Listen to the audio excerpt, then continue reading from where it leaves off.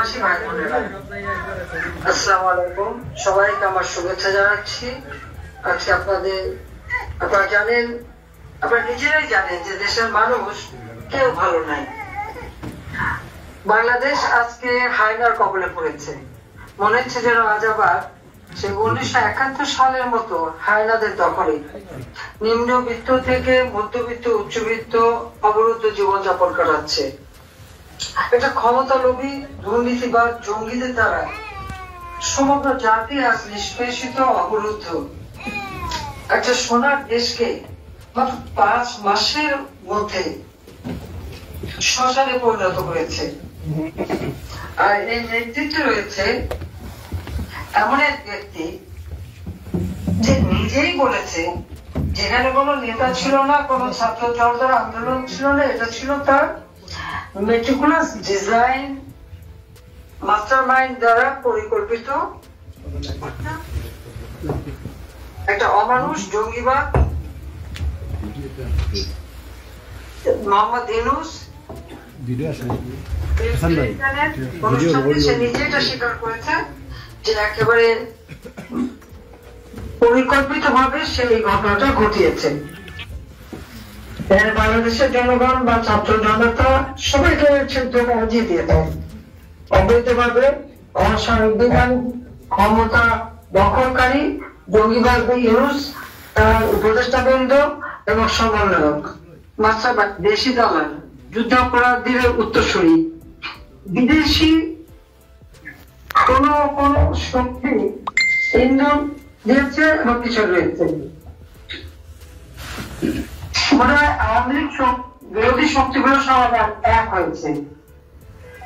সারা বাংলাদেশে ক্ষমতা দখল করতে চেয়ে এই মেটিকুলাস ডিজাইনের মাস্টার মাইন্ড ইউনূস, সে একজন জঙ্গিবাদ, তার বাহিনী, তারা বিভিন্ন জায়গায় আগুন দেওয়া, গুলি করে পুলিশ হত্যা করা, মিছিলে গুলি চালিয়ে মানুষ হত্যা করা, এই সমস্ত কর্মকাণ্ড করে তারা নাকি বিপ্লব সফল করার জন্য এই কথা ঘটিয়েছে। সাথে আবার এই কথা বলেছে যে বিপ্লব সফল করার জন্য ছাত্রদের যোগ দেওয়াতে না পেরে ফলস আইডি কার্ড বানিয়ে কিশোরগঞ্জের ছাত্র সাজিয়েছে তারা দাবি করেন এবং এটা নিয়ে এটা গর্বকর। গত কয়েকদিন আগে আপনারা দেখেছেন সিরাজগঞ্জের বিএনপির এক নেতা সে দাবি করেন যে পুলিশকে মেরেছেন বলেই আন্দোলন সফল হয়েছে। একজন বিএনপির ক্যাডার সমন্বয়ক দাবি করেছেন পুলিশ ও মেট্রো রেলে আগুন দিয়েছে বলে বিপ্লব সার্থক হয়েছে। সেতুমানে আগুন দেওয়ার দায় জঙ্গিবাদীকে পুলিশকে অস্বীকার করতে পারবে না। তারা শিক্ষক, বিচারপতি, নির্বাচন প্রধান বিচারপতি দপ্তর, নির্বাচন কমিশন, মানবাধিকার কমিশন, পাবলিক সার্ভিস কমিশন, তারা হামলা করেছে। তাদের এই জঙ্গির চেহারাটা তারা স্পষ্ট ভাবে দেখিয়েছে এবং আপনারা দেখেছেন স্কুল কলেজে প্রিন্সিপাল তাদেরকে শিক্ষক তাদেরকে কিভাবে আপনার অপমান করেছে ছাত্রছাত্রী, এটা আমরা কোনোদিন ভাবতে পারি না। আর কোটা আন্দোলনকারী শিবিরের এক নেতা মিডিয়া সাক্ষাৎকার দিয়ে বলেছে কিভাবে তারা মেট্রো রেল, সেতু, ভবন সহ বিভিন্ন স্থাপনায় আগুন দিয়েছে। কোটা আন্দোলনকারী আর এক নেতা শিবিরের সম্মেলনে গিয়ে ছাত্র শিবিরকে তাদের অন্যতম সহযোগী হিসেবে আখ্যায়িত করছে। এক এই যে কথাগুলি বলেছে এর থেকে আজকে স্পষ্ট হয়েছে কিরকম বলতে যত লাশ ফেলবে আন্দোলন সফল হবে তত দ্রুত, এটাই তাদের লক্ষ্য ছিল। আপনারা লক্ষ্য করে দেখবেন তথাকথিত এই আন্দোলনে একজন নেতাও কিন্তু মারা যায় নাই বা আহত হয় নাই। মিছিলে পুলিশ যদি গুলি চালাতো তাহলে সামনের সারি যারা তারাই তো মারা যেত। অভিযোগ সরকারের যে উপদেষ্টা ছিলেন ব্রিগেডিয়ার সাখাওয়াত সাহেব নিজের মুখে বলেছেন 7.62 যে বুলেট তার পুলিশ ব্যবহার করে না, সিভিলিয়ানদের হাতে অবৈধ অস্ত্র আছে, তদন্ত করে অর্থ উদ্ধার করতে হবে। এই কথা বলার সাথে সাথে তাকে কিন্তু সেই পদ থেকে সরিয়ে দিয়েছে। আপনারা জানেন যে জুলাই মাসে যে কোটা আন্দোলন, আসলে তখন কোনো কোটার বিষয়টাই ছিল না। 2018 সালে আমি কোটা বাতিল করে দিয়েছিলাম, তারপর হাইকোর্টের একটা রায় হয়, আমাদের সরকারের পক্ষ থেকে কিন্তু সেটা উচ্চ আদালতে আবেদন করে স্থগিত করে দেওয়া হয়। তারপরেও 7 জুলাই হঠাৎ আন্দোলন শুরু, এবং যখন এই আন্দোলনের নাম যখন মানুষ হত্যা শুরু হলো, 6 জন মানুষ যখন মারা গেল আমি শুনলাম, তখনই হাইকোর্টের বিচারপতি দ্বারা জুডিশিয়াল এনকোয়ারি কমিটি করে দিয়েছিলাম হত্যাকাণ্ডের তদন্ত করার জন্য। তারা কাজও শুরু করেছিলেন। দুর্ভাগ্যের বিষয় হলো জঙ্গিবাদী ইউনুস ক্ষমতা এসেই সেই তদন্ত বন্ধ করে দেয়। তারপর লক্ষ্য করেন ওদিকে থাকা উৎসবকে সরালো, এদিকে তদন্ত বন্ধ করলো। তার মানে কি, এই জঙ্গিবাদী কর্মকাণ্ডের সঙ্গে সে সরাসরি সম্পৃক্ত, ক্ষমতার লোভে একটা দেশে জঙ্গিবাদ সৃষ্টি করলো। আপনার এই রহস্যটা ভেবে দেখবেন, এটা আমি চাই যে 7.62 বলে বুলেট কে সংগ্রহ করেছে, রাইফেল কাঁধে হাতে ছিল। আমি আমার তরুণ সমাজ তাদেরকে বলবো যে আমি তরুণ সমাজের কাছে আপনারা আপনাদের বক্তব্য মাধ্যমে এটা তুলে ধরবেন যে আমরা যখন আওয়ামী লীগ ক্ষমতায় ছিল তখন দেশটা কি অবস্থায় ছিল। 2009 থেকে 2024 বাংলাদেশ জাতির পিতা বঙ্গবন্ধু শেখ মুজিবুর রহমান স্বাধীন করে দিয়ে গেছেন। মাত্র 3 বছর 7 মাস তিনি সময় পেয়েছিলেন। যুদ্ধ বিধ্বস্ত দেশ গড়েছিলেন, তিনি একটি স্বল্পোন্নত দেশ হিসেবে বাংলাদেশকে উন্নীত করে যান। বাংলাদেশের মানুষের জীবনে আমাদের অন্ধকার নেমে আসে।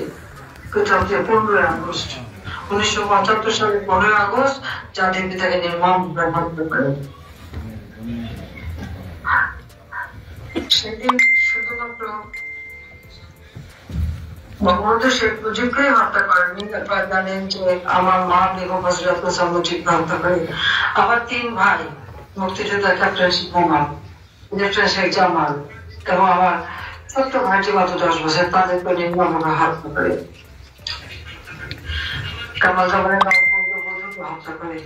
আমার একমাত্র চাচা সেটা মনে আছে, আব্দুল হাসান, আবার তার 10 বছরের ছেলে আরিফ, 13 বছর মেয়ে বিবি, 4 বছর নাতি সুকান্ত, তার ভ্রাতুষ পুত্র সাংবাদিক মুক্তিযোদ্ধা শহীদ সেনদেবা, সাংস্কৃতিক কর্মী রিন্টু, এবং আমার তার কাছে কেমন আছে ব্রিগেডিয়ার জামিল উদ্দিন, যিনি জাতির পিতার মিলিটারি সেক্রেটারি ছিলেন, এবং পুলিশ অফিসার সিদ্দিকুর রহমান সহ যুবনেতা শেখ ফজলুল মনি, তার অন্তঃসত্ত্বা পাইছে, তাদেরকে নির্মমভাবে হত্যা করে। আমি জাতির পিতা বঙ্গবন্ধু শেখ মুজিবুর কাছে যারা সামনে বন্ধ করেছে, সবাই আপনার মাধ্যমে কামনা করে সবাইকে শ্রদ্ধা জানাই। জাতির পিতাকে হত্যার পর 21 বছর বাংলাদেশে সামরিক, আধা-সামরিক শাসকরা ক্ষমতা আসে এবং দেশটাকে লুটে পুটে খেয়েছেন, নিজেরা ভাগ্য করেছেন, কিন্তু দুর্ভাগ্য সবসময় অবহেলিত ছিল। 21 বছর পর অর্থাৎ 1996 সালে আওয়ামী লীগ সরকার গঠন করতে সক্ষম হয় এবং আমরা দেশের মানুষের সেবক হিসেবে কাজ করি। বাংলাদেশকে সরকারকে স্বয়ংসম্পূর্ণ করেছিলাম, শিক্ষা, স্বাস্থ্য, অবকাঠামো উন্নয়ন ব্যাপকভাবে উন্নতি করেছিলাম। বিদ্যুৎ, সুপেয় পানি, স্যানিটারি ল্যাট্রিন, বিনামূল্যে শিক্ষার্থীদের বই বিতরণ, সামাজিক নিরাপত্তামূলক কর্মকাণ্ড, জনবয়স্ক ভাতা, বিধবা ভাতা, নিগৃহীত নারীদের ভাতা, প্রতিবন্ধীদের ভাতা, বিভিন্ন ভাতা প্রদান করা শুরু করি। ভূমিহীন, গৃহহীন মানুষের আমরা আশ্রয় প্রকল্পের মাধ্যমে বিনামূল্যে জমি ও ঘর দেওয়া শুরু করি। প্রতিটি পরিবার এখন গ্রামে যাতে করে নিজের পায়ে দাঁড়াতে পারে একটি বাড়ি একটি খামার, পরবর্তীতে সেটা নাম দিয়েছিলাম আমার বাড়ি আমার খামার। এই প্রকল্পের মাধ্যমে প্রতিটি পরিবারকে সহায়তা করি যাতে আর্থিকভাবে তারা সচ্ছলতা অর্জন করতে পারে, এবং 50,000 ব্যাংক করে দিই, তাদের টাকাটা ওই ব্যাংকে থাকবে। আর কেউ যদি মানে 200 টাকা জমাতে পারে 2 বছর পর্যন্ত সরকারের পক্ষ থেকে তাকে আরো 200 টাকা দিয়ে তাকে আত্মনির্ভরশীল প্রত্যেকটা পরিবারকে করে দেবো। সেই কর্মসূচি আমরা বাস্তবায়ন করি। প্রতি 2 কিলোমিটারের মধ্যে প্রাইমারি স্কুল করে দিই, বাচ্চাদের প্রত্যেকটা স্কুলে ওয়াশ রুম করে দিই, যাতে করে ছেলে মেয়ের জন্য আলাদা টয়লেটের ব্যবস্থা আমরা করে দিয়েছি। বাংলাদেশকে নিরক্ষর এবং বাংলাদেশ গড়ে তুলব সেই প্রকল্প নিয়ে প্রত্যেকটা জেলা কোন মানুষ নিরক্ষর না থাকে সে ব্যবস্থা আমরা নেই। আসল ঘটনাটা হচ্ছে 2008 সালে যে নির্বাচনটা হয়, সেই নির্বাচনে আওয়ামী লীগ এককভাবে 233টা আসন পেয়েছিল। ওই 233টা আসন পাওয়ার পরপরই কিন্তু আওয়ামী লীগের বিরুদ্ধে চক্রান্ত শুরু হয়। কারণ আপনারা জানেন যে 2007 সালে বিএনপি দুঃশাসনের কারণে, অর্থাৎ 2001 থেকে 2006 পর্যন্ত যে বিএনপি ক্ষমতা ছিল, সেই দুঃশাসনের কারণে দেশে ইমার্জেন্সি ঘোষণা হয় এবং তত্ত্বাবধায়ক সরকার ক্ষমতা দখল করে, এবং সেই সময় আমাদের গ্রেফতার করা হয়। ওই সময় নানা ঘাত প্রতিঘাত শুরু হয়। একসময় আমাকে বিদেশে থেকে দেশে ফিরতে বাধা দেয়, জোর করে দেশে ফিরি, তারপর আমাকে বন্দী করে, বিভিন্ন মামলা দেয়। কিন্তু এরপর বাধ্য হয়, যেহেতু জনগণের আন্দোলনে বাধ্য হয় সরকার নির্বাচন দিতে। আর সেই নির্বাচনে অবাধ সুষ্ঠু নিরপেক্ষ নির্বাচন হয়েছিল।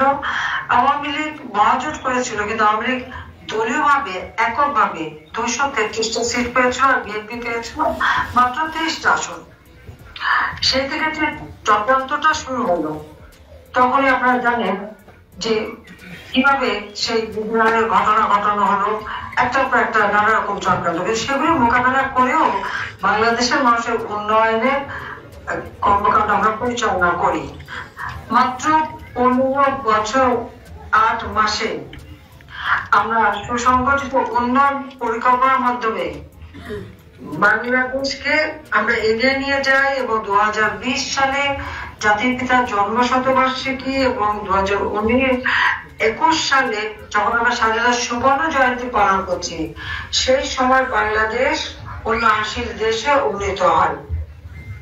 এই যে জাতিসংঘ এটাকে স্বীকৃতি দেয়, মাত্র 15 বছরের মধ্যে বাংলাদেশকে যে আমরা এভাবে এগিয়ে নিয়ে যাই। এবং আপনারা জানেন 2009 সালের পর 4 বার একটানা বারবার জনগণের ভোটে নির্বাচিত হয়ে আওয়ামী লীগ সরকার এসে দেশকে উন্নত করে। একটু হিসাব করে দেখেন যে দক্ষিণ এশিয়ায় আর্থসামাজিক সূচকে বাংলাদেশ শীর্ষ স্থান অধিকার করেছিল, এবং সামাজিক নিরাপত্তা নিশ্চিত করা, অন্ন বস্ত্র বাসস্থান শিক্ষা সকল ব্যবস্থা আমরা জনগণের দরবারে নিয়ে যাই। মানুষের কর্মসংস্থান ব্যবস্থা করি, আমরা ডিজিটাল বাংলাদেশ গড়ে তুলি, মানুষের খাদ্য নিরাপত্তা নিশ্চিত করি, যারা একবেলা খেতে পেত না তারা 2-3 বেলা 4 বেলা খেতে পারতো, সেই ব্যবস্থা আমরা করেছি। মানুষের গড় 72 বছরে উন্নীত হয়েছিল, সাক্ষরতার হার 45% থেকে আমরা 78% উন্নীত করতে সক্ষম হই। শিশু মৃত্যু হার কমিয়ে মানে প্রতি 1000-এ 21 জনে আমরা নামিয়ে আনি, যা ছিল 84 জন। বাচ্চা মৃত্যু হার প্রতি লক্ষে 156 জনে আমরা কমিয়ে আনি, যা ছিল 370 জন। এমনকি বাংলাদেশ একটা দারিদ্র দেশ, যেখানে 41% দারিদ্রের হার ছিল, আমরা সেই দারিদ্রের হার কমিয়ে 18.7 নামিয়ে আনি। অতি দরিদ্র যা ছিল 25.1 ভাগ, আমরা সেটাকে 5.6 ভাগে নামাই, এবং আমাদের লক্ষ্য ছিল যে বাংলাদেশে একটু মানুষ ভূমিহীন থাকবে না, গৃহহীন থাকবে না, অতি দরিদ্র থাকবে না। এবং আমরা সেই কাজ কিন্তু করে ফেলেছিলাম। 58টা জেলা ভূমিহীন গৃহহীন মুক্ত করেছিলাম, আর বাকি গৃহ নির্মাণের কাজও চলমান ছিল। সেটুকু করতে পারলে আমরা বাংলাদেশ থেকে অতি দারিদ্র একেবারে দূর করতে পারতাম। আমাদের দুর্ভাগ্য যে সেটা সম্ভব হলো না। তারপর মানুষের খাদ্য পুষ্টি নিশ্চয়তার জন্য আমিষের ব্যবহার, আমরা মাছ, মাংস, ডিম, সবজি, ফলমূল উৎপাদন বৃদ্ধি করি এবং মানুষের আয়ুষ্কাল তা 73 বছর পর্যন্ত বৃদ্ধি পায়, যা ছিল মাত্র 59 বছর বিএনপি আমলে। খাদ্য উৎপাদনে আমাদের সাফল্য, আমরা 4,92,16,000 মেট্রিক টন খাদ্য উৎপাদন করি, যেটা বিএনপি আমলে 2006 সালে ছিল মাত্র 1,80,00,000 মেট্রিক টন। বিদ্যুৎ আমরা দিয়েছিলাম, ঘরে ঘরে বিদ্যুৎ দেব, সেই বিদ্যুৎ উৎপাদন আমরা বৃদ্ধি করি। 96 সালে সরকার এসে মাত্র 1600 মেগাওয়াট পেয়েছিলাম, এরপরে সেটাকে আমরা উন্নীত করে যাই 4300 মেগাওয়াটে। 2009 সালে এসে দেখি সেটা আবার কমে গেছে, 3200 মেগাওয়াটে নেমে এসেছে। এরপরে আমরা উদ্যোগ নিই এবং বর্তমানে বাংলাদেশে আমরা বিদ্যুৎ উৎপাদনের যে সক্ষমতা 28,562 মেগাওয়াট, অর্থাৎ 8 গুণ বৃদ্ধি করে প্রত্যেক ঘরে ঘরে বিদ্যুৎ দিই, সোলার প্যানেল দিই অথবা যেভাবে এখানে যেভাবে দরকার যেভাবে বিদ্যুতের প্রতিটি ঘর আমি আলোকিত করে দিয়েছিলাম। ইন্টারনেট ব্যবহার, আমরা বঙ্গবন্ধু স্যাটেলাইট 1 উৎক্ষেপণ করি এবং ইন্টারনেট ব্যবহারে ট্রেনিং করে, কম্পিউটার ট্রেনিং করা, স্কুলে স্কুলে কম্পিউটার ল্যাব করে দিই এবং আমাদের ছেলেমেয়েরাও ব্যবহার করতে শুরু করে এবং ইন্টারনেট ব্যবহার এটা প্রায় 78.55 জনগোষ্ঠী ইন্টারনেট ব্যবহার করতে শুরু করে। মোবাইল সিম, যদিও আমাদের জনসংখ্যা 17 কোটি, কিন্তু মোবাইল সিম ব্যবহার করছে 18,86,40,000 সিম ব্যবহার বাংলাদেশে, অর্থাৎ বাংলাদেশের মানুষের সক্ষমতা বাড়ে এবং মোবাইল ব্যবহারটাও আমাদের বৃদ্ধি পায়। তরুণ সমাজের জন্য ব্যাপক কর্মসংস্থান ব্যবস্থা আমরা করি। আমাদের সিআরআই গবেষণা একটা প্রতিষ্ঠান, তার মাধ্যমে আমরা ইয়াং বাংলা কর্মসূচি তাদের ট্রেনিং দেওয়া, প্রোগ্রাম করে তাদেরকে নিজের পায়ে দাঁড়ানো, সব উন্নতিত ব্যবসা বাণিজ্য যাতে করতে পারে সেভাবে ট্রেনিং দিয়ে তাদের জন্য আমরা ব্যবস্থা নিই। মানে নিজের ব্যবসা নিজে হবো, নিজের মাস্টার নিজে হবো, এইভাবে আমরা তরুণদেরকে উৎসাহিত করি এবং তাদেরকে আমরা স্টার্ট আপ প্রোগ্রামের মাধ্যমে আর্থিক ভাবেও তাদের ব্যবস্থা করা হয়।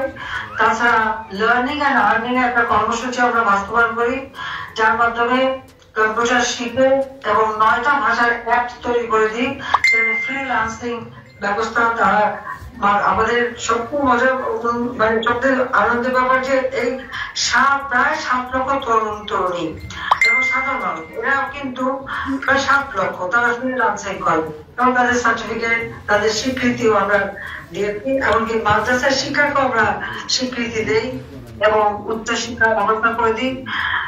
এইভাবে আমরা তরুণ সমাজের জন্য কাজ করি। আজকে আমার প্রশ্ন, 2009 এর আগের বাংলাদেশ কেমন ছিল সেটাকে কেউ একটু খুঁজে দেখবে? তখন কি হাতে আবার 93 সালে এসে প্রথম মোবাইল ফোনের ডিজিটাল ফোন এবং মোবাইল ফোন উন্মুক্ত করে দিই। আওয়ামী লীগ ক্ষমতায় আসার আগে কি ছিল এই দেশের অবস্থাটা, আর কত পরিবর্তন আমরা আনতে পেরেছিলাম, মানুষের জীবন মান উন্নত করতে পেরেছিলাম।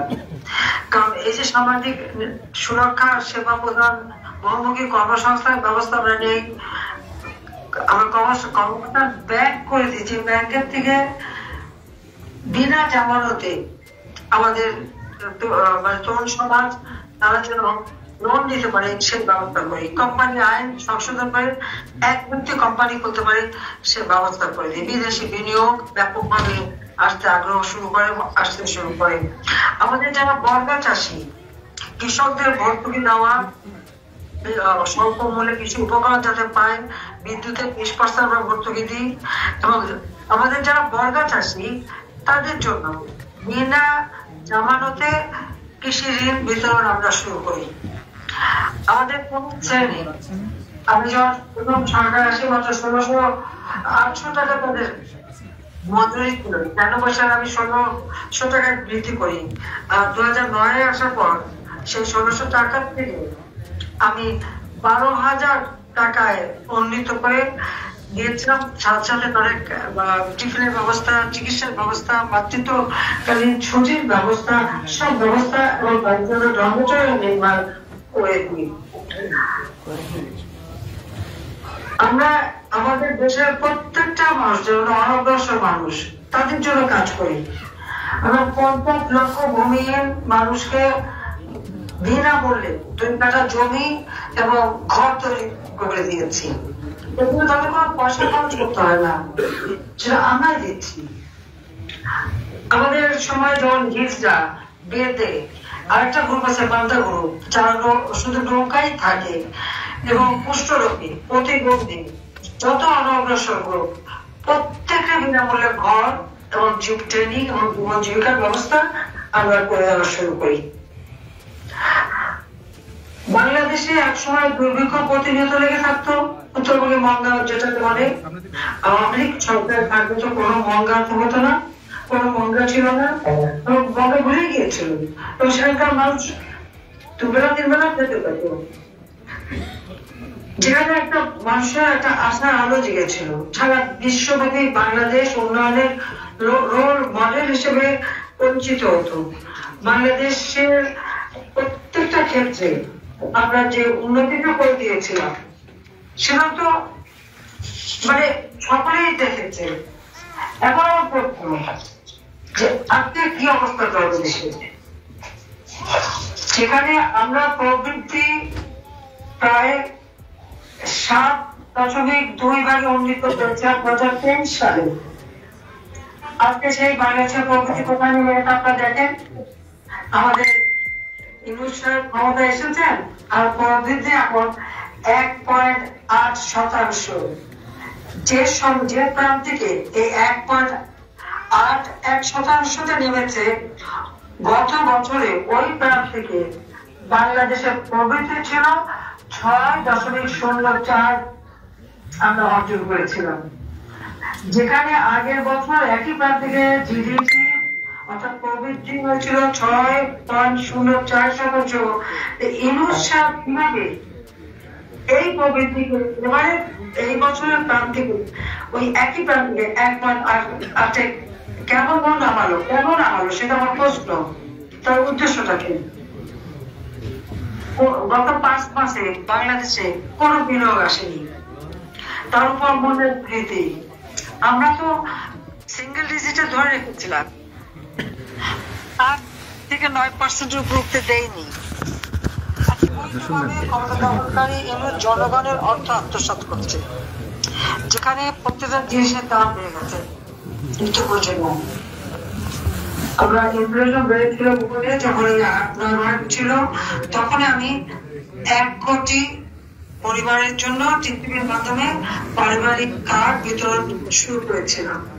মাত্র 30 টাকা কেজিতে চাল পড়বে, সরকার বলে ডাল, তেল সেই ব্যবস্থাটা আমরা করে দিয়েছিলাম। আমার প্রশ্ন যে কেন জিনিসের দাম বাড়লো আর এখন এই সময় অবৈধ সে তো নিজের ট্যাক্স ফাঁকি দিয়েছে। আপনারা জানেন যে লেবারদের অর্থ আত্মসাৎ করেছে। লেবারদের করা মামলায় লেবার কোর্ট থেকে সে সাজাপ্রাপ্ত আসামি, 6 মাসের সাজা, এবং লেবারদের কিছু টাকা শোধ দিতেও সে বাধ্য হয়েছে, আরো টাকা লেবারদের পাঠিয়ে আছে। এটা তারই কোম্পানি, এই গ্রামীণ ফোনেরই। আবার এদিকে নিজের ট্যাক্স ফাঁকি দিল, মানে 1200 কোটি টাকাও তার ট্যাক্স পায়, জনগণ পায়। এই টাকা জনগণের কাছে রাখবে, সে ট্যাক্স দেবে না, নিজের ট্যাক্স ফাঁকি দেবে, ট্যাক্স মাফ করাবে। গ্রামীণ ব্যাংক, এই ব্যাংক তো সরকারের তৈরি করা ব্যাংক, এটা তো ইনভেস্টর তৈরি করে না। আমি সরকারে থাকতে 1998 সালে এই গ্রামীণ ব্যাংকে 400 কোটি টাকা দিয়েছিলাম ব্যাংকটা স্থিতিশীল হওয়ার জন্য। আগে ব্যাংকটাও সে নিজে গ্রাম করে নিয়ে যাচ্ছে, যেটা ছিল পাবলিক প্রপার্টি, এটা এখন তারা ব্যক্তিগত মালিকানা নিয়ে এই ব্যাংকের অর্থ জব করে যাচ্ছে। নিজে ট্যাক্স ফাঁকি দেবে আর মানুষের ট্যাক্স। ইতিমধ্যে আপনারা জানেন যে সে ভ্যাট বসিয়েছে, ট্যাক্স বসিয়েছে সার্চার্জ বসিয়েছে। এর ফলাফল কি দাঁড়াচ্ছে? ঔষধ, ইন্টারনেট, এলপি গ্যাস, দোকানপাট, রেস্টুরেন্ট সহ প্রত্যেকটা জায়গায় মূল্যস্ফীতি দেখা গেল, সব কিছুর দাম বাড়বে। যেখানে আমাদের সময় যে যে জায়গায় মাত্র ভ্যাট ছিল 5%, সেখানে ক্ষেত্র বিশেষে কোথাও 15%, 19%, 30%, এমনকি 60% পর্যন্ত সে এক একটা জিনিসে বাড়িয়ে দিচ্ছে। আপনার ডিটেল বলতে পারবো, আপনারা নিজেরাই ভালো জানেন এবং যারা ব্যবসা করেন সেটাই জানেন। সম্পূর্ণ শুল্ক সে বাড়িয়ে দিচ্ছে 2 গুণ 3 গুণ। তার উপর মিসিবিতে আমরা যে চাল ডাল তেল বিক্রি করি সেটাও বন্ধ করেছে। শুধু বন্ধ না, সেখান থেকে 33 লক্ষ মানুষের নাম বাদ দিয়েছে। আচ্ছা, আপনার কাছে জিজ্ঞেস করবো, 33 লক্ষ মানুষের কার্ড বাতিল করলো কেন? তারা আওয়ামী লীগ ভোট দেয় সে কারণে? তাহলে আরো যে 57 লক্ষ মানুষ যে পেত, এই মানুষ তারা কোন দলে? আওয়ামী লীগ তো দলীয়করণ করেন সবচেয়ে। দরিদ্র মানুষকে সাহায্য করার জন্য, নিম্নবিত্ত মধ্যবিত্ত মানুষকে সাহায্য করবার জন্য যে ব্যবস্থাটা নিয়েছে, এটা সকলের জন্য এটা প্রযোজ্য ছিল এবং সকল মানুষের জন্যই আমরা করে দিয়েছিলাম। এটা আমার কোনো দলীয় বিষয় ছিল না। আমরা মানুষকে মানুষ হিসেবে দেখেছি, মানুষকে মানুষ হিসেবে গ্রহণ করেছি এবং মানুষের বেঁচে থাকাটাকে সহজ করার জন্য ব্যবস্থা নিয়েছি। আজকে সব বন্ধ করে দিল। আর এই যে টাকাটা বেঁচে যাবে, এসব পণ্য ক্রয় করার জন্য টাকাটা কার পকেটে যাবে? এখানে আমরা মুখলেসের কাছে আরেকটা প্রশ্ন। আমি জুন মাসে 7,97,000 কোটি টাকা বাজেট দিয়ে আসলাম। জুন মাসে এই 4-5 মাসের মধ্যে এই টাকাগুলো কি করলো? সামাজিক নিরাপত্তার কাজ বন্ধ, বয়স্ক ভাতা, বিধবা ভাতা সেগুলি বন্ধ হয়ে গেছে। বিনামূল্যে বই 1 জানুয়ারি দিতাম, সেটা দিতে ব্যর্থ হয়েছে। আবার এই বই ছাপাতে অতিরিক্ত 700 কোটি টাকা নিয়েছে, তারপরে বই দিতে পারলো না, ব্যর্থ। তারপর উপায় জানেন যে আমাদের দেশের মানুষের যে সমস্ত সুযোগ সুবিধা আওয়ামী লীগ সরকার দিয়েছিল, সেগুলো একে একে সব বন্ধ করে দিয়েছে। আমরা ছাত্রছাত্রীদের বৃত্তি দিতাম, প্রায় 4 কোটির উপর শিক্ষার্থী কিন্তু লাভবান হতো, উপকারভোগী ছিল। কোথায় তারা কেন দিচ্ছে না সেগুলি? বই বন্ধ, বৃত্তি বন্ধ, সবকিছু বন্ধ। তার উপর আমাদের ছাত্ররা যারা মুক্তিযোদ্ধা সন্তান বা আওয়ামী লীগের পরিচিত, আওয়ামী লীগ করে, তাদের ছেলে মেয়ে পড়তে দেবে না, তাদের সার্টিফিকেট বাতিল করে দিচ্ছে, তাদেরকে স্কুল কলেজ থেকে ইউনিভার্সিটি থেকে বের করে দিচ্ছে। এটা কোন ধরনের আচরণ, কোন ধরনের কথা? ছাত্রলীগকে তারা ব্যান করে। এখানে আমার প্রশ্ন, এই যে যারা সমন্বয়, আপনারা দেখেছেন এর মধ্যে অনেকেই কিন্তু আসলে ছাত্রলীগ করতো। ছাত্রলীগ করতে যে তারপর তারা বিক্রি হয়ে গেছে। এই ইউনুসের অর্থ জামাত এবং ইউনুস এবং জঙ্গিবাদ, এই জঙ্গিবাদের অর্থের কাছে তারা নিজেরা বিক্রি করে দেয় এবং এই বিক্রি করতে বলেই তারা এখন কোটা আন্দোলনে এবং সমন্বয় হয়ে গেছে। যে সমন্বয়কের মধ্যে যারা ছাত্রলীগ করতেন তাদেরকে আমি জিজ্ঞাসা করি, তারা কি কোনো নীতিতে বিশ্বাস করে না? তাদের কি কোনো নীতি নাই? কি শিক্ষা হলো তারা যে তারা অর্থের কাছে বিক্রি হয়ে তারা এখন ছাত্রলীগের বিরুদ্ধে কথা বলে ছাত্রলীগকে ব্যান করায়? তাহলে ছাত্রলীগ যে সমস্ত কাজের জন্য দোষ দেওয়া হয়েছে ছাত্রলীগকে, এখন তো খুব স্পষ্ট যে এই দোষগুলি ছাত্রলীগ পারে না, এই সমন্বয়টাই করেছিল বলে ছাত্রলীগের নামে বদনাম দিয়েছে তারা। এবং দিয়ে তারা ছাত্র দিতে পারবে আর বদনামটা এদের নামে দিয়ে তাদের ব্যান করেছে। আমার প্রশ্ন, এই ছাত্রলীগ 1948 সালে গড়ে উঠেছে জাতীয় পিতা বঙ্গবন্ধু শেখ মুজিবের হাতে। এই ছাত্রলীগ ব্যান করবার কি অধিকার আছে তাদের? কিন্তু সে কি অধিকার আছে যে অবৈধভাবে ক্ষমতা দখলকারী, অবৈধভাবে দখলকারী যে ক্ষমতা, তার সব নির্দেশনায় অবৈধ। আজকে তারা সংবিধান ছুঁড়ে ফেলে দেবে, সংবিধান প্রেমবল বদলাবে, সংবিধানকে আজকে সংশোধন করবে, তাদের কি অধিকারটা দিয়েছে? এই সংবিধান বলে উঠেছিল জনগণের নির্বাচিত প্রতিনিধি দ্বারা। স্বাধীনতার পর যারা জনগণের নির্বাচিত সংসদ সদস্য ছিলেন তাদের দিয়ে গণপরিষদ গড়ে তুলে তারা এই সংবিধান রচনা করে যায়। এই সংবিধান বাতিল করবার কি অধিকার তাদের আছে? কয়েকটা অংশধারী সন্ত্রাসী ভোটদামি করে ক্ষমতা দখল করে অমনি বড় বড় কথা, মানুষকে ভাত দিতে পারে না, খাবার দিতে পারে না, ওরা সংস্কার করে। তাদের এই সংস্কারটা কে মানে? কিসের সংস্কার? যেখানে আমাদের অর্থনীতিকে সম্পূর্ণভাবে ধ্বংস করে দিচ্ছে, সেখানে তাদের সংস্কার করার কি অধিকার আছে? সম্পদ আত্মসাৎ করতে লেগে গেছে, আজাদ হয়ে গেছে। জি আপনারা জানেন এই যে আমরা ট্রাকে করে চাল সেটাও বন্ধ করে দিয়েছে। আমার কত লোক দেশের মানুষ বাঁচতে কি করে? মানুষের বেশি টাকা সম্পদ বন্ধ আর আওয়ামী লীগের মধ্যে অপপ্রচার। আওয়ামী সরকার বলে নাকি 240 বিলিয়ন ডলার অর্থাৎ 30 লক্ষ কোটি টাকা বিদেশে পাচার হয়েছে। আমার প্রশ্ন, 2009 সালে যখন আওয়ামী লীগ সরকার গঠন করি তখন বাংলাদেশের জিডিপি পরিমাণ ছিল মাত্র 70 বিলিয়ন মার্কিন ডলার, আর 2023 সালে তা বৃদ্ধি পায় 465 বিলিয়ন মার্কিন ডলার। 6.5 গুণ আমরা বৃদ্ধি করেছিলাম। গত 15 বছরে বৃদ্ধি পেয়ে 60 বিলিয়ন ডলারে উন্নীত হয়।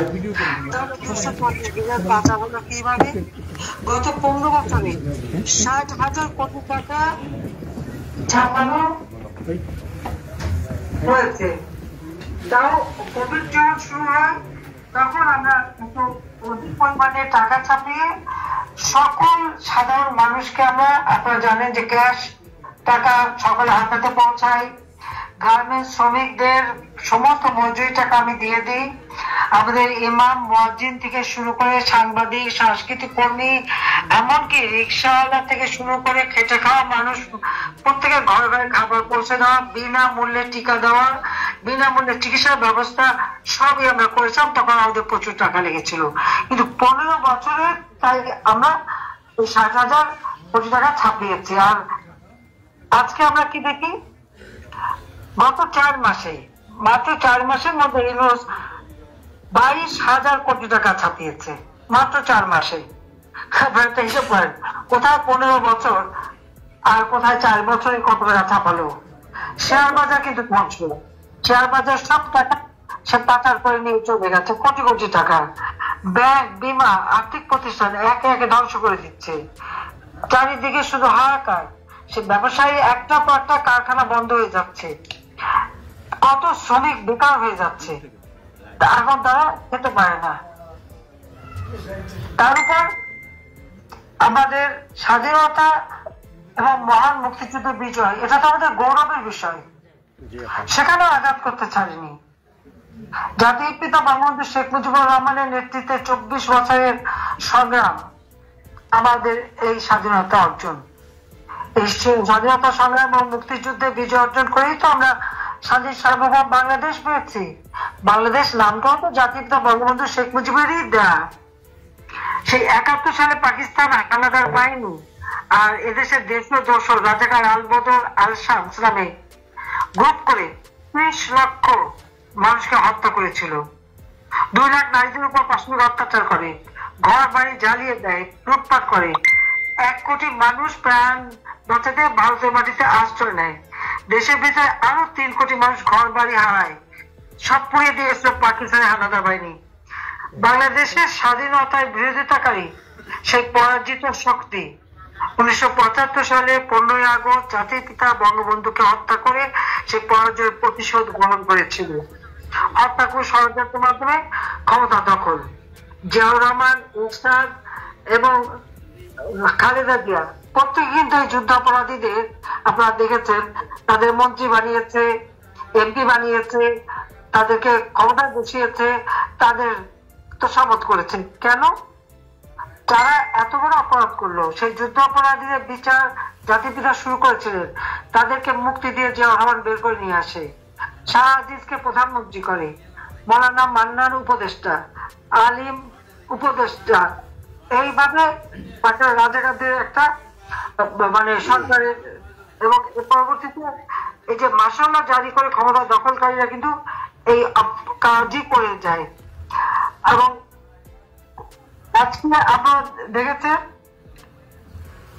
এদেরকে যে রাজনীতি করার সুযোগ দিচ্ছে, আমাদের সংবিধানে কিন্তু 12 অনুচ্ছেদ এবং 38 অর্থ বিশেষ, সেখানে কিন্তু এদের রাজনীতি করা নিষিদ্ধ ছিল যুদ্ধাপরাধীদের, কিন্তু জিয়াউর রহমান সেই সুযোগটা এদের করে দেয়। এবং পাকিস্তানি পাসপোর্ট দিয়ে গোলাবাজকে বাংলাদেশে ফিরিয়েও আনে এবং তাদেরকে রাজনৈতিকভাবে সামাজিকভাবে প্রতিষ্ঠিত করে। আজকে যে ক্ষমতায় আছে আপনারা লক্ষ্য করে দেখবেন, সেই একই জায়গায় সেই যুদ্ধাপরাধীদের নিয়েই কিন্তু তার ওঠা বসা। আজকে জামাত শিবির এবং জঙ্গিদের সহায়তায় সে ক্ষমতা দখল করেছে এবং ইতিমধ্যে সকল শীর্ষ জঙ্গি যারা ছিল তাদের কিন্তু জেল থেকে ছেড়ে দিয়েছে। আজকে আপনারা দেখেন সেই 2004 সালের 21 আগস্ট গ্রেনেড হামলার যত আসামি সাজাপ্রাপ্ত তাদেরকে এনে মুক্ত করেছে এবং মামলা খারিজ করে দিয়েছে। হলিআর্টিজানে যে জঙ্গি হামলা হয়েছিল, 2 জন পুলিশ মারা যায় এবং 29 জন মানুষ মারা যায়, তাদেরকে আমরা গ্রেফতার করেছি, সাজা দিয়েছি, তাদেরকেও মুক্তি করে, তাদেরকেও মুক্ত করেছে, তাদের ছেড়ে দিয়েছে। 63 জেলায় 500 জায়গায় বোমা হামলা হয়েছিল, আপনার মনে আছে? কিবরিয়া সাহেব হত্যা করা হয়েছিল, মঞ্জুরুল আমজাদ বন্যা, মঞ্জুরুল ইমাম, ঢাকায় মহাকাশ হত্যা করেছিল, 500 জায়গায় একসাথে বোমা হামলা। সেই হামলাকারী সেই জঙ্গিবাদী বাংলা ভাই দর্শক এসব কিন্তু কারাগার থেকে মুক্তি পেয়ে গেছে, তাদেরকে সব মুক্তি দিয়ে বাংলাদেশকে কোথায় নিয়ে যাচ্ছে? তখন জামাত ইসলামের সেই ইয়ে ছিল বোঝাই না, মন্ত্রী ছিল, শিল্পমন্ত্রী ছিল জামাত ইসলামের, এবং ছিল। তো আজকে সেই 10টা অস্ত্র মামলার সাজাপ্রাপ্ত আসামি, তাদেরকে মুক্তি দিল না, এই যে অস্ত্র পাচার মামলার আসামিদেরও ছেড়ে দিয়েছে এবং তাদের মামলা খারিজ করে দিয়েছে, তারা এখন মুক্ত। মানে যত রকমের অপরাধী তাদেরকে মুক্তি দিয়ে আজকে বাংলাদেশ একটা সন্ত্রাসী জঙ্গিদের অভয়ারণ্য হিসেবে প্রতিষ্ঠিত করে দিয়েছে। তারপর মুক্তিদের সব ইতিহাস সফলভাবে মুছে ফেলার চেষ্টা করে যাচ্ছে। 30 লক্ষ শহীদের রক্তে লেখাই সংবিধান ছুঁড়ে ফেলে দেওয়ার কথা বলা খুব সহজ, কিন্তু একবার ছুঁড়ে ফেলে দেখো বাংলার জনগণ এদের কি শাস্তি দেয়। অবশ্যই শাস্তি দেওয়া হবে ইনশাআল্লাহ। আজকে বাংলাদেশে কোনো মানুষের বাক স্বাধীনতা নাই। আমি বাংলাদেশে একটা টেলিভিশন ছিল, একটা রেডিও ছিল। আওয়ামী লীগ ক্ষমতায় আসার পরে আমি তখন প্রাইভেট সেক্টর সমস্ত টেলিভিশন রেডিও ওপেন করে দিই, খুলে দিই। আজকে প্রায় 44টা টেলিভিশন, সবাই যেগুলি চালু, প্রত্যেকে কথা বলতে পারতো, টক শো করতে পারতো। আমরা সমালোচনা অনবরত করে যাচ্ছিল, আমি তো তাকে কোনো বাধা দেইনি। কিন্তু আজকে কি অবস্থা? সকল মিডিয়া, সেটা প্রিন্ট মিডিয়া হোক, আপনার খবরের কাগজ অথবা টেলিভিশন, এমনকি সোশ্যাল মিডিয়া, সব কিছুতেই তাদের দখল। প্রত্যেক জায়গায় নিউজ তার এজেন্ট বসিয়ে দিয়েছে, কি নিউজ যাবে কি নিউজ যাবে না সেটাও তারা নির্দিষ্ট করে দেয়। এত টাকা অভাব নেই, হাজার হাজার কোটি টাকা গ্রামীণ ব্যাংকে হাজার কোটি টাকা পাচার করেছে, গ্রামীণ ফোনে হাজার কোটি টাকা পাচার করেছে এবং বিদেশে ব্যবসা বাণিজ্য উৎপত্তি নিয়েছে। তাই টাকা দিয়ে বিদেশি পত্রিকা পর্যন্ত তাদেরও টাকা দিয়ে নানা রকম অপপ্রচার চালাচ্ছে, করে যাচ্ছে। এইভাবে মানে আওয়ামী লীগকে এবং আওয়ামী লীগের নেতা কর্মীদের হেল্প করার জন্য নানা ধরনের কাজ করে যাচ্ছে। প্রায় 300 সাংবাদিক আজকে চাকরি হারিয়েছে, বৈষ্ণব সাংবাদিকের অ্যাক্রেডিটেশন কার্ড বাতিল করেছে, প্রেস ক্লাব থেকে সাংবাদিকদের সদস্য বাতিল করে দিয়েছে এবং প্রায় 100 কাছাকাছি সাংবাদিক গ্রেপ্তার, 8 জন সাংবাদিককে হত্যা করেছে সারা বাংলাদেশে এবং প্রত্যেকের বিরুদ্ধে সাংবাদিকদের বিরুদ্ধে হত্যা মামলা তার উপর আলোচিত হয়েছে সবচেয়ে জঘন্য কাজ।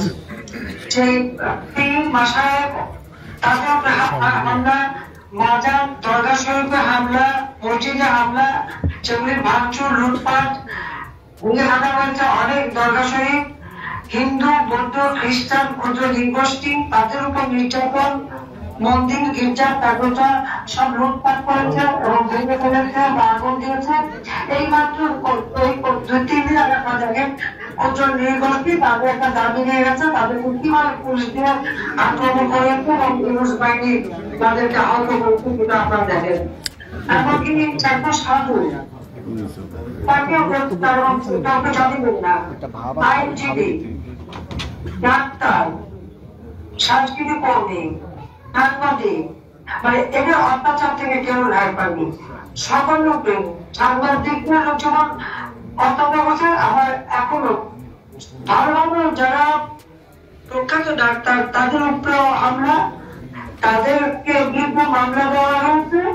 এমনকি মানে অথবা না করে বললি সরকারি কর্মকর্তা কর্মচারী 3 জন প্রিন্সিপাল সেক্রেটারি, সাবেক প্রিন্সিপাল সেক্রেটারিকে কারাগারে বন্দী করেছে। ক্যাবিনেট সেক্রেটারি, যে ক্যাবিনেট সেক্রেটারি ইউনুসের মানে শপথনামা পরিচালনা করলো, তার বিরুদ্ধে মামলা। সে কি কাজটা করেছে? যে মামলা দেওয়া হলো বলেন তো, কত বেইমান মুনাফিক। আপনার দেখে যে তাকে সাহায্য করে তাকে আগে কোপটা মারে, তাকেই আগে আঘাতটা করে। সরকারি কর্মচারী ওইচি করা, চাকরি থেকে বের করে দেওয়া, পুলিশকে চাকরি থেকে বের করে দেওয়া, ট্রেনিং দেওয়া, তাদের মধ্যে মিথ্যা অজুহাত কি নাস্তা নিয়ে গন্ডগোল, তাই তাদেরকে বাদ দেওয়া হলো। এই বাদ দেওয়া মানে হলো বাদ দিয়ে ওখানে যারা ঢুকাবে সেখানে পয়সা খাবে, এটা হলো তাদের কাজ। যেখানে কৃষিবিদ, ইঞ্জিনিয়ার, পেশাজীবী, সরকারি কর্মকর্তা কর্মচারী, পুলিশ বাহিনীর সদস্য, এমনকি সেনাবাহিনীর অবসরপ্রাপ্ত বা এখনো চাকরিদার, তাদের উপরে হামলা, তাদের পাসপোর্ট বাতিল, তাদেরকে কাউকে ওয়ারেন্ট ইস্যু, কাউকে গ্রেপ্তার, জিজ্ঞাসাবাদ, মানে অপমান এবং এমন অত্যাচার বাংলাদেশে কখনো হয়নি। এইভাবে তাদেরকে চাকরিচ্যুত করতে বা অত্যাচার করে যাচ্ছে, মানে সরকারের উপর হামলা নির্যাতন করেই সে দেশটাকে তার চালাতে চাচ্ছে। দেশ চালাতে তো সম্পূর্ণ ব্যর্থ। ওই অর্থ ঋণ দিয়ে গরিবের কাছ থেকে গরিবেরকে চাপ দিয়ে উচ্চ হারে সুদ আদায় করা আর রাষ্ট্র পরিচালনার মধ্যে কথা বলছে। আর রাষ্ট্র পরিচালনা এটার যে তখন যে চাষে হারে হারে হচ্ছে, তখন দেশের মানুষও টের পাচ্ছে। আমার দেওয়া ব্যবসা, এই মোবাইল ফোনের ব্যবসা আমি দিয়েছিলাম।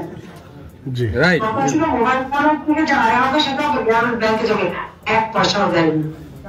বিদেশি ডোনার যারা গ্রামীণ ব্যাংকে ডোনেশন দিয়েছিল সেটা গ্রামীণ ব্যাংকে যায় নাই। ইউনূস সাহেব গ্রামীণ কল্যাণ ফান্ড করছে প্রথম, আবার সেখান থেকে টাকা দিয়ে মানে প্রায় 54টা বছর ব্যবসা প্রতিষ্ঠান, ইন্ডাস্ট্রি, কিন্তু কোনটা ট্যাক্স দেয় না, সব করে ট্যাক্স পাঠিয়ে দেয়। নিজে ট্যাক্স দেওয়া না, অন্য করে ট্যাক্স বসাবা, এ আল্লাহ বাংলাদেশে খাবে না। আজকে বাঙালি জাতির অস্তিত্ব আবার হুমকির সম্মুখে। কাজে জঙ্গিবাদী ইউনুসকে যত দ্রুত ক্ষমতা থেকে সরানো যাবে ততই দেশের মঙ্গল হবে। সাধারণ মানুষের জীবন শান্তি ফিরে আসবে, শান্তিতে মানুষ ঘুমাতে পারবে, নিরাপদে চলতে পারবে। এখন তো শান্তিতে ঘুমাতে পারে না, চুরি ডাকাতি প্রতিনিয়ত, এমনকি মানুষ ফোন করে সাহায্য পায় না। আগে যেমন নয় ফোন করলে সঙ্গে সঙ্গে পুলিশ সাহায্য করতো, এখন আর সেটা নাই। দলীয়করণ এমন ভাবে করা বা জঙ্গিবাদ এবং জামাতে এবং বিএনপি লোকদের বসানো, এটা হচ্ছে। আর বিএনপি জামাত চাঁদাবাজি, মাস্তানি, ঘরে ঘরে যে চাঁদা, তাদেরও ঘরে মামলা দেবে, আর নয়তো তাদেরকে মারধর করবে। এই অত্যাচার এর হাত থেকে দেশকে বাঁচাতে হবে, দেশের মানুষকে বাঁচাতে হবে।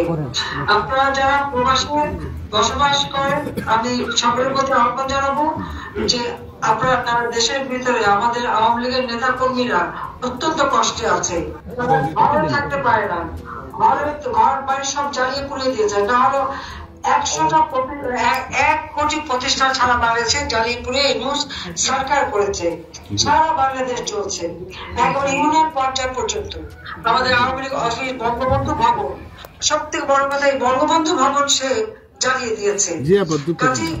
ইতিহাসকে বিকৃত করা না, জাতির পিতাকে অবমাননা করা এবং বঙ্গবন্ধু ভবন পুড়িয়ে দিয়ে আমাদের ইতিহাস মুছে ফেলার চেষ্টা করেছে।